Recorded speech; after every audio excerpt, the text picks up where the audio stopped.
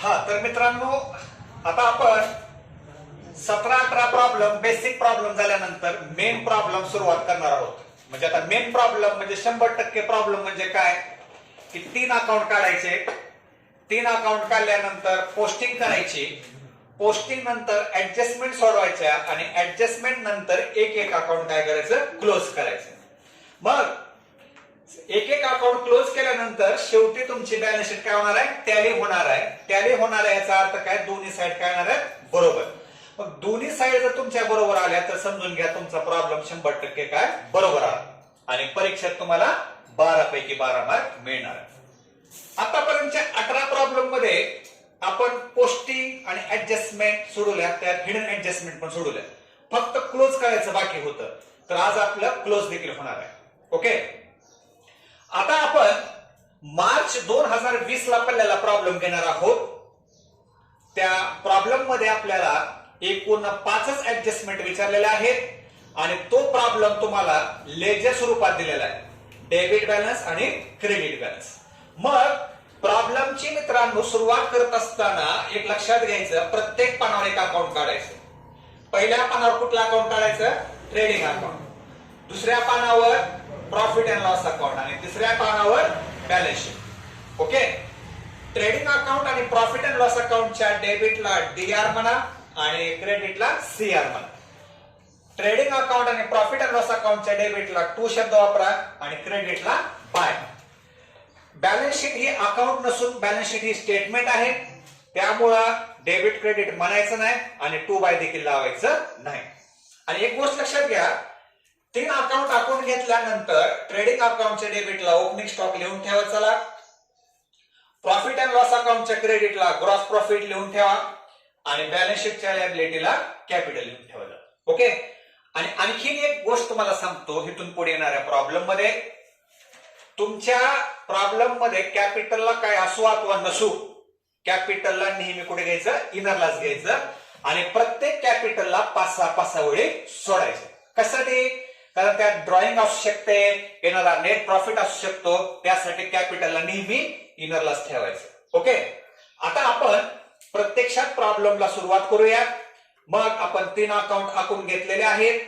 Posting करण्यापूर्वी ज्या item मधून आपल्याला ऍड लेस करायचे त्याला टिक मार्क करून घ्यावं लागेल आणि ज्याला टिक मार्क नाही त्याला आउटरला आणि ज्याला टिक मार्क आहे त्याला इनरला यायचंय. तर मग सुरुवातीलाच आपण परचेसला आणि सेल्सला टिक मार्क करून घेऊया. घ्या टिक मार्क करा.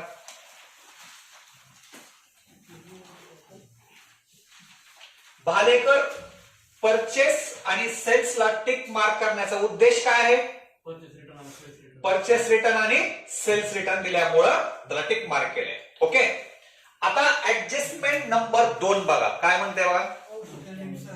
मग आउटस्टँडिंग सॅलरी म्हटल्यावर सॅलरीला टिक करा.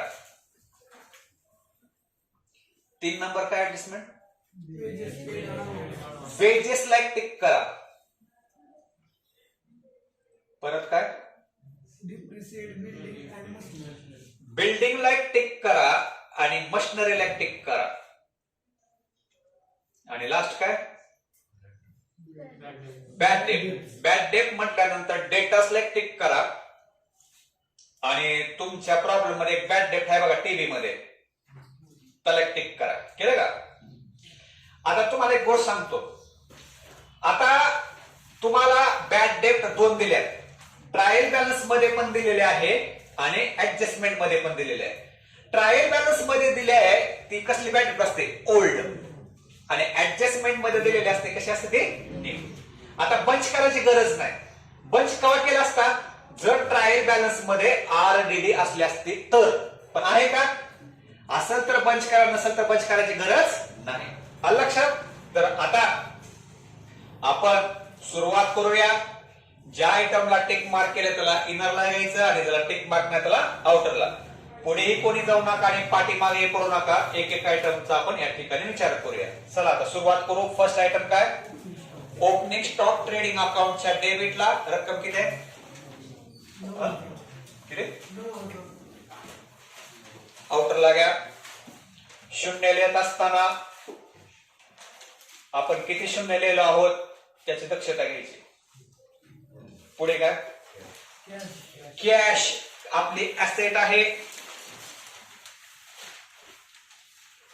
मित्रांनो ऍसेटला 2 बाय लावायचं नाही. कॅश किती आहे बघा, किती? स्टार नसलं की बिंदास पुढे घ्यायचं, आउट. पुढे डिस्काउंट इकडे बघा, डेबिटला दिला याचा अर्थ डिस्काउंट पेड आहे. प्रॉफिट लॉसच्या डेबिटला किती आहे?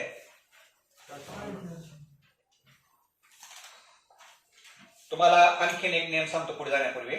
मी काल पण तुम्हाला लिहून दिलं तर डिस्काउंट, रेंट, इंटरेस्ट आणि कमिशन हे 4 आयटम तुम्हाला ट्रायल बॅलन्सच्या डेबिटला पण देऊ शकतात आणि क्रेडिटला पण देऊ शकतात. तर डेबिटला दिलेले डेबिटला घ्यायचे, कुणाच्या? प्रॉफिट लॉसच्या डेबिटला. आणि क्रेडिटला दिले की क्रेडिटला, प्रॉफिट लॉसच्या क्रेडिटला. पुढे सॅलरी प्रॉफिट लॉसच्या डेबिटलाच. मित्रांनो सॅलरीला टिक मार्क आहे, इनरला घ्यावं लागेल. किती आहे? आणि मित्रांनो एक ओळ सोडून रेष मारायची. पुढे काय? बिल्डिंग म्हणजे इमारत आपली ऍसेट आहे. इनरला घ्या. किती आहे?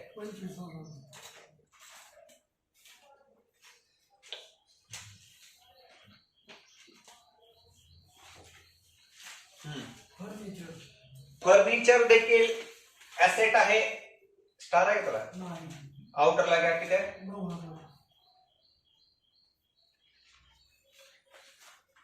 पोस्टिंग करण्यापूर्वीच टिक मार्क करून घेण्याचा फायदा ही आहे. कुणाला इनरला घ्यायचंय, कुणाला आउटरला घ्यायचं. पुढे डेटस येणं देखील ऍसेटला घ्या, याला टिक मार्क आहे. इनरला घ्या. किती?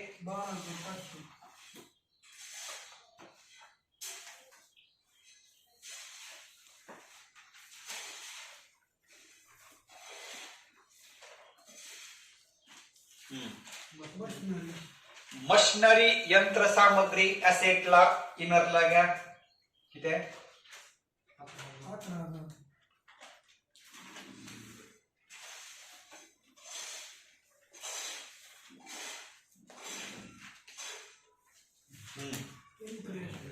हा इकडे बघा, मी आता सांगितल्याप्रमाणे ट्रायल बॅलन्सच्या डेबिटला इंटरेस्ट आहे, त्यामुळे प्रॉफिट लॉस पुढे घ्यायचा डेबिटला.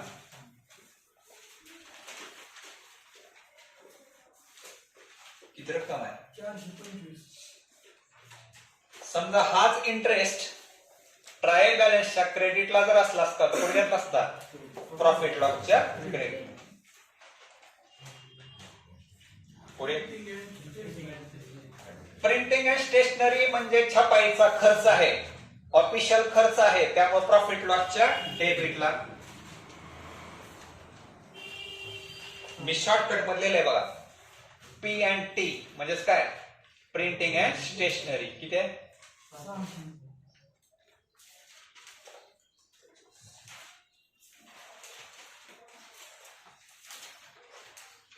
पुढे परचेस ट्रेडिंगच्या डेबिटला, इनरला रक्कम किती आहे? 16,000.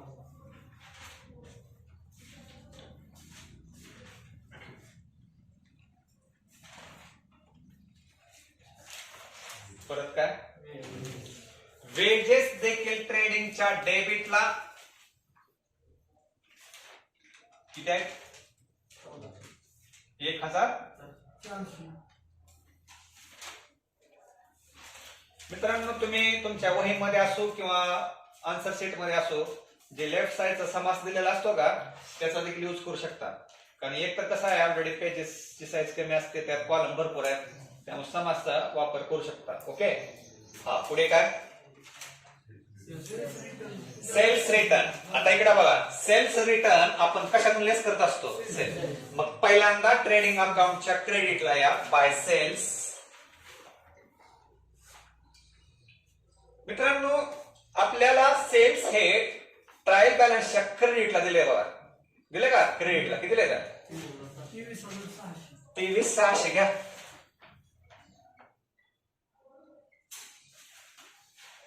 त्यातून लेस सेल्स रिटर्न किती वजा करायचे? 900. मित्रांनो आता बघा 23,600 मधून 900 वजा केलं किती ते 22,700 आउटरला घ्या. 900 समोर लिहायचं. पुढे हा बॅड डेट इकडे बघा. ही जुनी रक्कम आपली बुडाली, आपला लॉस झालाय. प्रॉफिट लॉसच्या डेबिटला घ्या. ओल्ड बॅड डेट शब्द वापरा. तपासणार पण काय नटल कसलं हुशार आहे पोरग. ओल्ड बॅड डेट जुनी रक्कम किती बुडाले? इनरला घ्या.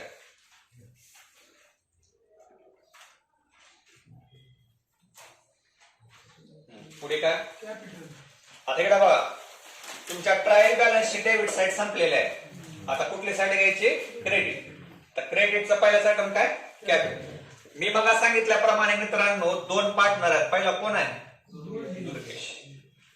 किती आहे दुर्गेश कॅपिटल? मग सांगितल्याप्रमाणे प्रत्येक कॅपिटलला इनरला घ्यायचं आणि 5-5 वळी सोडायच्या. दुर्गेश आणि दुसरा कोण आहे? दिनेशचा पण किती आहे? 5-5 वळी सोडा. कारण एका पानावर एक अकाउंट काढलंय. परीक्षेमध्ये तुम्ही 7-8 वळी पण सोडू शकता प्रत्येकाला. कमी इकडे बघा मित्रांनो लक्षात घ्या. वळी कमी पडू नये, एक्स्ट्रा असावा. स्वयंपाक कमी पडू नये, जास्त स्वयंपाक करून ठेवायचा. बिनकुल आहे मेहमान पण भरपूर असतात कार्यक्रमामध्ये. सगळ्याला जेवण करता यावं त्यामुळे स्वयंपाक भरपूर ठेवायचा म्हणजे वळी भरपूर सोडायचा. पुढे काय? क्रेडिटर्स किरकोळ देणे लॅबिलिटीला किती?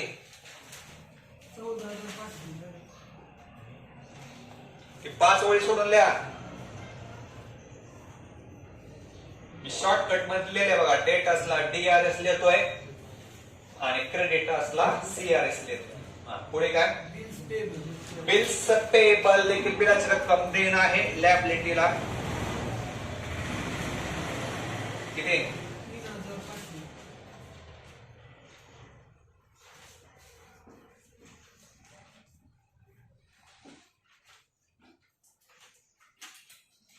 पुढे बँक लोन कुठे घ्यायचं? लॅबिलिटीला. किती रक्कम आहे? मित्रांनो तुम्हाला एक गंमत सांगतो तिकडे आहे का.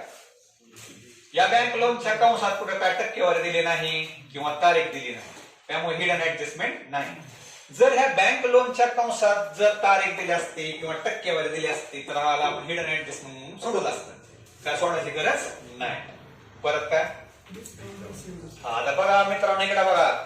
बघा डिस्काउंट डेबिटला होता त्यामुळे डेबिटला घेतला. आता ट्रायल बॅलन्सच्या कुठे आहे? क्रेडिटला. त्यामुळे कुठे घ्यायचं? प्रॉफिट लॉसच्या क्रेडिटला. बाय डिस्काउंट रिसिव्ड ठीक आहे. किती आहे?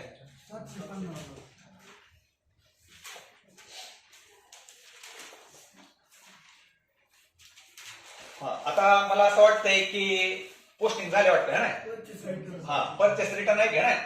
आता बघा मित्रांनो मग जसं सेल्स मधून सेल्स रिटर्न वजा केलं का तसं परचेस मधून परचेस रिटर्न वजा करा. लेस परचेस रिटर्न किती लेस करणार? 1,100 वजा करून आउटरला वजा किती ते 14,900. तुम्हाला वजाबाकी बेरीज गुणाकार भागाकार फर्स्ट आला पाहिजे. ओके. आता मात्र झाले वाटतं पोस्टिंग आहे का? पोस्टिंग झाली.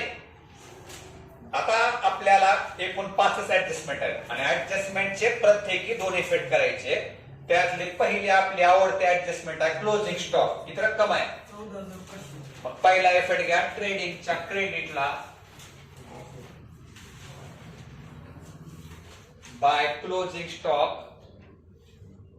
14. मित्रांनो एक टेक्निक सांगू तुम्हाला, इकडे बघा बोर्डाकडे. काय करा, शक्यतो शून्याच्या खाली शून्य लिहायचं, म्हणजे भविष्यात बेरीज करताना तिथल्या बेरीज करता येते बघा. एका डिजिट खाली एक डिजिट लिहिला का बेरीज करताना सोपं जाते. पहिला इफेक्ट घेतला ट्रेडिंगच्या क्रेडिटला आणि दुसरा इफेक्ट घ्यायचा ऍसेटला.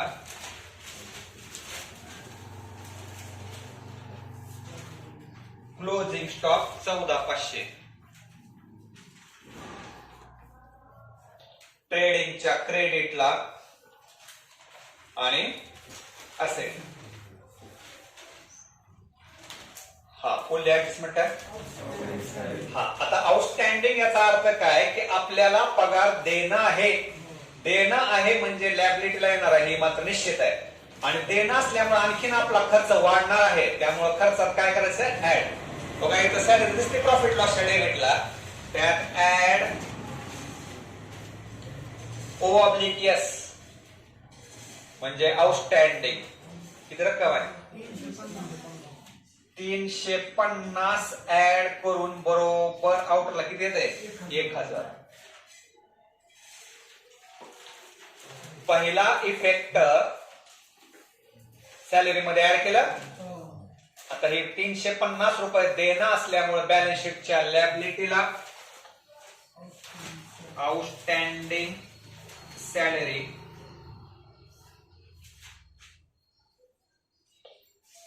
$350 आउटरला घ्यायचं. जेवढं ऍड किंवा लेस केलेलं आहे तेवढ्याचा विचार करायचा. ही झाली दुसरी ऍडजस्टमेंट. तिसरी काय प्रीपेड वेजेस. हे प्रीपेड म्हणजे काय, आपण मजुरीचा खर्च आगाऊ दिलाय. आगाऊ दिलाय म्हणजे भविष्यात जर आपल्याला पैसे मागायचे असतील तर ती पैसे आपल्याला येणं असल्यामुळं ती बॅलन्स शीटच्या पुढे येणार ऍसेटला. मग आगाऊ खर्च केलाय म्हणजे आपला खर्च जर समजा वापस आला तर खर्च कमी होणार आहे. त्यामुळे त्या वेजेस मधून काय करायचं लेस प्रीपेड किंवा ऍडव्हान्स. एकच शब्द आहे. किती रक्कम आहे 600 वजा करून आउटरला किती येईल 800. हे सगळं झालेलं आहे मित्रांनो पहिल्यांदा आपल्याला बेसिक प्रॉब्लेम मध्ये आहे का. हा झाला पहिला इफेक्ट. याचा दुसरा इफेक्ट घ्यायचा ऍसेटला प्रीपेड वेजेस 600. दोन इफेक्ट करूनच नेक्स्ट ऍडजस्टमेंट घ्यायची. तुम्ही काय करसाल एकच इफेक्ट घ्याचाल लगे हावऱ्यावर दुसरे ऍडजस्टमेंट घ्याचाल, तसं नाही. दोन इफेक्ट घेतल्यानंतरच नवीन सोडायचे. आता चौथी ऍडजस्टमेंट काय इकडे बघा मित्रांनो, दोन ऍसेट वर डेप्रिशिएशन सांगितलंय. मग दोन्ही ऍसेट मधून काय करायचं आपल्याला लेस डेप्रिशिएशन. बिल्डिंग वर किती टक्के 5% 1250 येते बघा. येते का नाही 10% 2500 येते 1250 वजा करून 23,750. थांबा गडबड करू नका. हे झालं कशावर बिल्डिंगवर. आणखीन एक डेप्रिशिएशन सांगितलं कशावर मशिनरी. किती सांगितलंय किती सांगितलंय लेस डेप्रिशिएशन 10% 1,100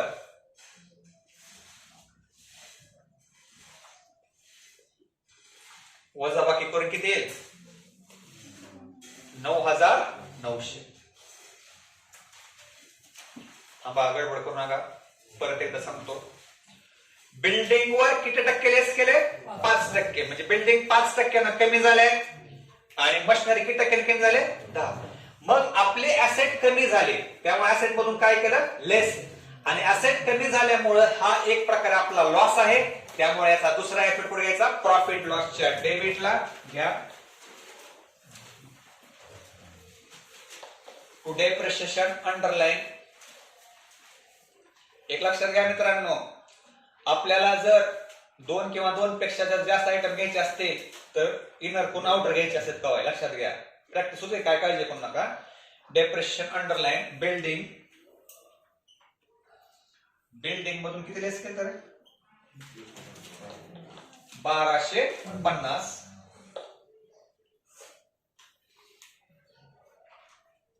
आणि मशिनरी मधून 1100 आणि त्या दोघाची बेरीज किती येते मग 2350 आले का.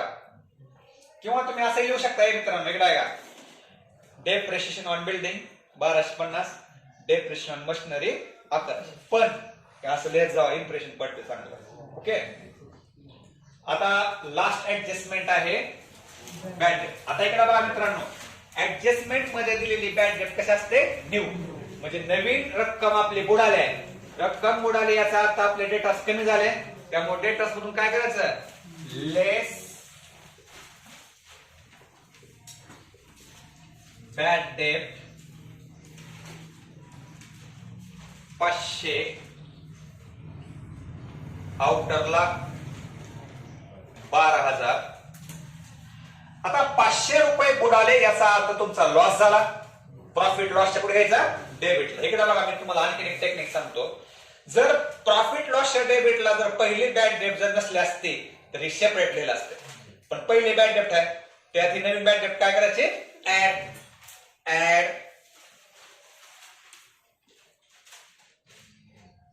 न्यू बॅड डेट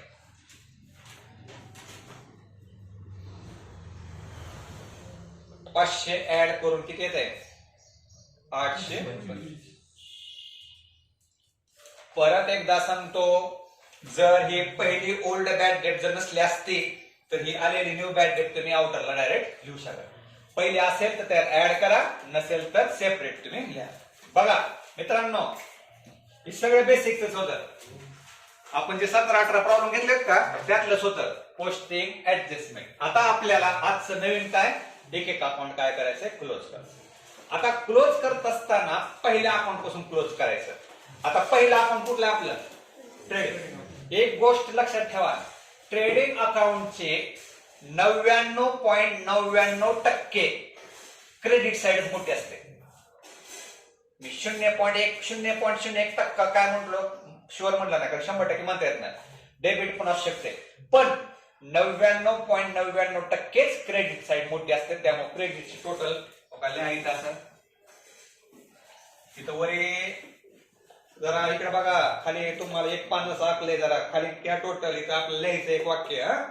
आता बघा किती ते टोटल बघा की 0,0,37,200 येते का. घ्या दोन्हीकडे 37,200 डबल अंडरलाईन करायची, आउटरला घ्यायची. आता याचा अर्थ काय की ट्रेडिंग अकाउंटची क्रेडिट साइड मोठी आहे, म्हणजे उत्पन्न जास्त आहे, प्रॉफिट होणार आहे. आणि ट्रेडिंग अकाउंटच्या डेबिटला जो प्रॉफिट येतो त्या प्रॉफिटला कसला प्रॉफिट म्हणायचं ग्रॉस प्रॉफिट.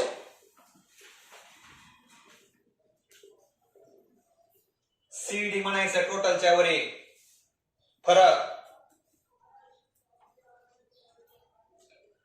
आता कसा काढायचा ग्रॉस प्रॉफिट हे सांगतो तुम्हाला. इकडे आहे का बघा, डेबिट टोटल करायची आणि 37,200 मधून काय करायचं लेस करायचं. बरोबर किती ते बघा की 9,000 प्लस 14,900 म्हणजे 23,900 झालं, प्लस 800 23,900 800 किती येते 24,700.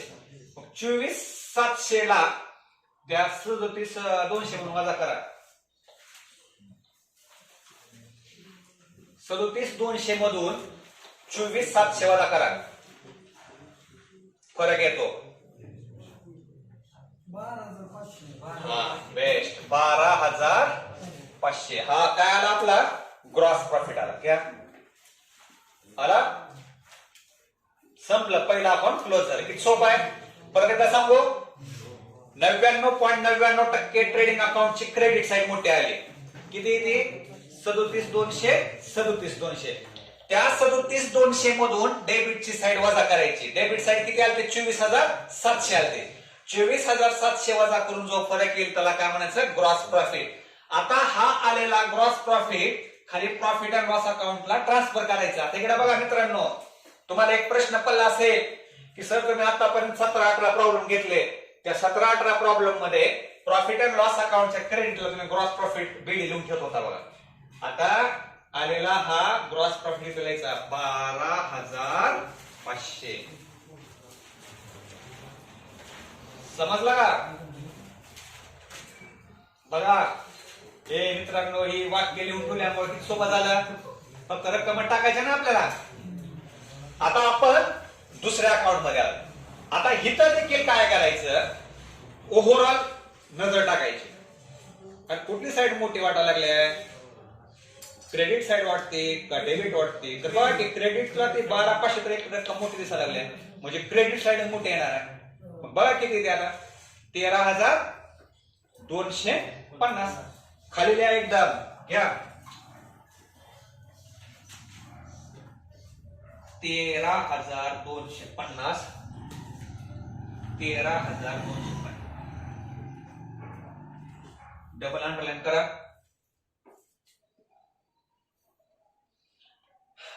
आता इकडे बघा मित्रांनो, हिथं देखील काय करायचं सांगतो.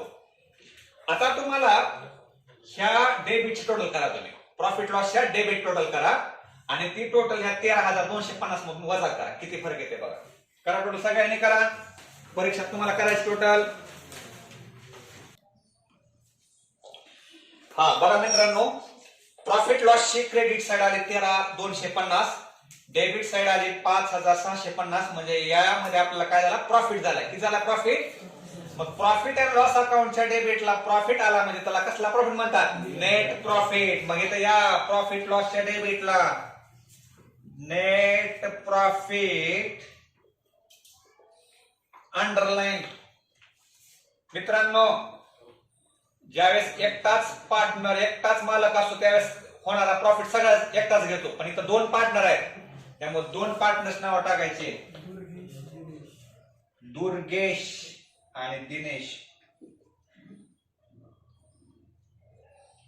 ओका इकडे बघा किती आलता प्रॉफिट 7,600. आउटरला घ्या. आता गंमत सांगतो, हा आलेला प्रॉफिट त्यांना त्यांच्या रेशो प्रमाणे वाटायचा आहे, परंतु या प्रॉब्लेम मध्ये रेशो दिलाय का आपल्याला? रेशो दिला नाही. याचा अर्थ रेशो कसा आहे, इक्वल आहे, समान आहे. अर्धा अर्धा करा. किती येते मग 3,800. समजलं? किती सोपं आहे का? आता मित्रांनो, त्या दोघांना त्या वर्षामध्ये 3,800 प्रॉफिट झालाय, म्हणजे त्यांचं निश्चितच कॅपिटल वाढणार आहे. त्यामुळे त्यांच्या कॅपिटल मध्ये काय करायचं, ऍड करा. Add net profit. Add net profit.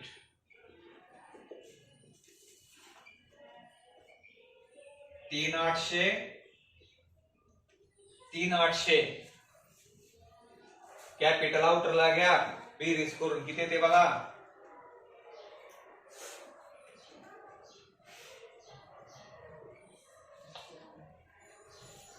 $21,300 येते का? येते का 21,300? आता मित्रांनो, फायनल घडी आलेली आहे. आता आपण सगळा प्रॉब्लेम व्यवस्थित सोडवलेला आहे.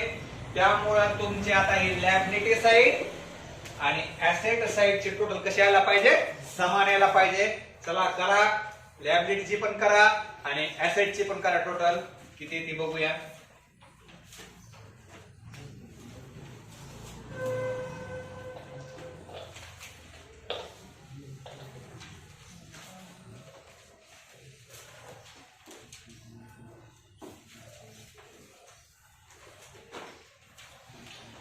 लायबिलिटी आणि ऍसेटची टोटल 70,950 येते का बघा.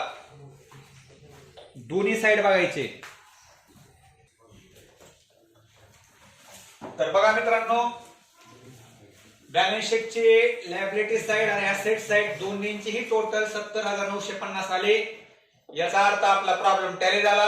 याचा अर्थ आपल्याला परीक्षेमध्ये 12 पैकी 12 मार्क पडले. ओके, हा प्रॉब्लेम अतिशय सोपा होता. कसा सोडवला ते परत एकदा तुम्हाला रिपीट सांगतो. तर सर्वप्रथम आपण 3 अकाउंट काढून घेतले. एका पानावर एक अकाउंट काढून घेतला. प्रत्येक इकडे बघा,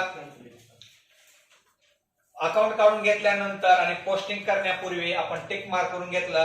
ज्याच्यातून आपल्याला लेस ऍड करायचंय त्याला टिक मार्क केला. त्याला आपण इनरला घेतला आणि ज्याला टिक मार्क नाही त्याला आउटरला घेतला. ओके, मग आपण काय केलं मित्रांनो, पहिल्यांदा पोस्टिंग केली. पोस्टिंग करत असताना ट्रायल बॅलन्सची पोस्टिंग करत असताना एका आयटमचे एकदाच पोस्टिंग करायची. आता ओपनिंग स्टॉक फक्त एकदाच लिहायचं. ओके, पोस्टिंग करून घेतली. मग पोस्टिंग झाल्यानंतर 5च ऍडजस्टमेंट होत्या. किती होत्या ऍडजस्टमेंट? 5. त्यातली पहिली ऍडजस्टमेंट कुठली होती? Closing stock. आणि ऍडजस्टमेंट मधले 2 इफेक्ट करायचे. पहिला इफेक्ट कुठे घेतला? ट्रेडिंग अकाउंटच्या क्रेडिटला. आणि दुसरा कुठे घेतला? ऍसेट. कळलं? 2 इफेक्ट घ्यायचे 100%. आता दुसरी ऍडजस्टमेंट काय कुठले होते? Outstanding salary. आउटस्टँडिंग म्हटलं की त्या संबंधित सॅलरी मध्ये काय करायचं? ऍड. आणि आउटस्टँडिंग म्हणजे देणं असल्यामुळे दुसऱ्या बॅलन्स शीटच्या लायबिलिटीला जेवढं ऍड आणि जेवढं लेस केलं तेवढ्याचा दुसरा इफेक्ट, तेवढ्याच रकमेचा दुसरा इफेक्ट घ्यायचा. ओके, तिसरी ऍडजस्टमेंट काय? प्रिपेड. आता एक लक्षात ठेवा टेक्निक मित्रांनो, आउटस्टँडिंग पार्ट करा, आउटस्टँडिंगच्या उलट प्रिपेड करायचं. आउटस्टँडिंग काय केलं? ऍड. तर प्रिपेड काय करायचं? लेस. आणि आउटस्टँडिंगचा दुसरा इफेक्ट कुठे घेतला होता? लायबिलिटी. तर प्रिपेडचा कुठे घ्यायचा? ऍसेट. आलं लक्षात? त्यानंतर चौथी ऍडजस्टमेंट डेप्रिशिएट. आता काय काय वेळेस एका ऍसेटवर विचारू शकतात, 2 ऍसेटवर विचारू शकतात किंवा 3 वर विचारू शकतात. जेवढ्या ऍसेटवर विचारले तेवढ्या ऍसेटवर जेवढं विचारलं. आता बिल्डिंगवर किती टक्के विचारले? 5%. आणि मशिनरीवर 10. तुम्हाला त्याच वेळेस सांगितले की 5% काढायचं म्हणले एकदम सोपं आहे. पहिल्यांदा 10% काढत जावं आणि 10%च्या निम्म करा. बघा, डेप्रिशिएशन म्हटल्यानंतर काय केलं आपण? लेस केलं. कारण आपले ऍसेट वापरून काय झाले? कमी. आणि ऍसेटचा वापर केल्यामुळे ऍसेट मध्ये घट झाली आणि घट ही आपल्या व्यवसायासाठी काय असतो? लॉस असतो. त्यामुळे प्रॉफिट लॉसच्या डेबिट. आता डेबिटला घेत असताना तुम्हाला जर समजा 2 किंवा 2 पेक्षा जास्त आयटम जर असतील तर इनर करून लिहायचं. चला, आता जसं की आपण ह्याच्या अगोदर इंटरेस्ट ऑन कॅपिटल 2 पार्टनरला व्याज मिळत होतं बघा, दोघांची बेरीज करून लिहित होतो बघा, तसं बेरीज करून लिहायचा प्रयत्न करायचा. आणि लास्ट आहे बॅड डेट. ऍडजस्टमेंट मध्ये दिलेली न्यू बॅड डेट असते आणि ट्रायल बॅलन्स मध्ये दिलेली असते ओल्ड. आणि इथं बंच का केलं नाही? कारण ट्रायल बॅलन्स मध्ये आरडीडी दिलाय का तुम्हाला? आरडीडी दिली तरच बंच करा, नाहीतर बंच करू नका. लक्षात?